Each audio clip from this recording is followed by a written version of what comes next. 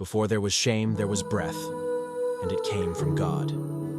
When the heavens and the earth were finished, and every living thing moved according to its kind, the world grew quiet. The work was complete. God rested on the seventh day, blessing it and setting it apart, not because he was weary, but because fullness had been reached. In the stillness of that young world, before rain had fallen and before fields had been tilled by human hands, the Lord God formed a man from the dust of the ground.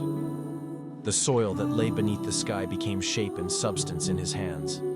And then, bending close, he breathed into the man's nostrils the breath of life.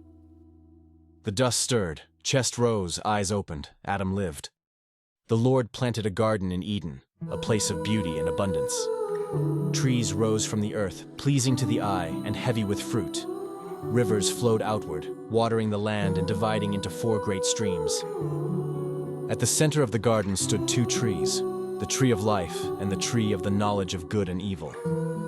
Adam was placed there, not as a wanderer, but as a keeper.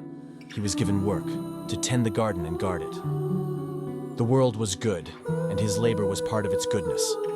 And the Lord gave him one command. He could eat freely from every tree except one.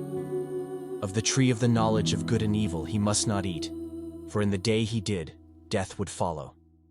Freedom stretched wide in every direction, but it was not without a boundary.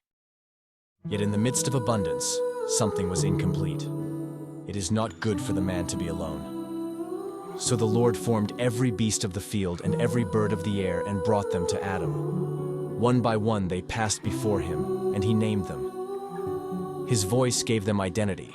His words marked his stewardship. But among them all, no companion was found who matched him. No one who shared his breath, his mind, his likeness. So the Lord caused a deep sleep to fall upon the man.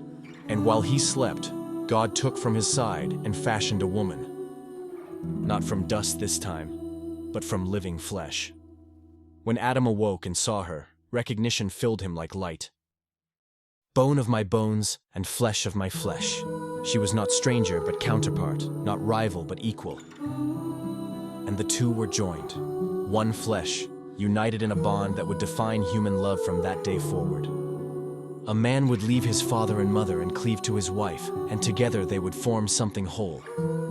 In those days, before fear had entered the garden, they were naked and felt no shame. Nothing was hidden. Nothing was fractured. The air was clear, their hearts unguarded. Humanity walked with God in innocence, surrounded by beauty, sustained by breath that had come straight from him. And the garden waited.